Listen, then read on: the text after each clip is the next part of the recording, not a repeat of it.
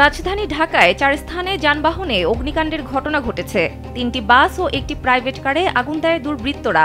সোমবার দিবাগত রাত 12টা থেকে মঙ্গলবার ভোর 4টার মধ্যে এসব ঘটনা ঘটে। ফায়ার সার্ভিস নিয়ন্ত্রণ কক্ষের ডিউটি অফিসার মোহাম্মদ শাহজাহান হোসেন জানান, প্রথম অগ্নিকাণ্ড ঘটে রাত 12টা 54 মিনিটে রাজধানীর রায়েরবাগ এলাকায়। সেখানে রাজধানী পরিবহনের একটি বাসে আগুন লাগে। ওই সময় খবর পেয়ে ফায়ার সার্ভিস দ্রুত ঘটনাস্থলে পৌঁছে আগুন নিয়ন্ত্রণে আনে।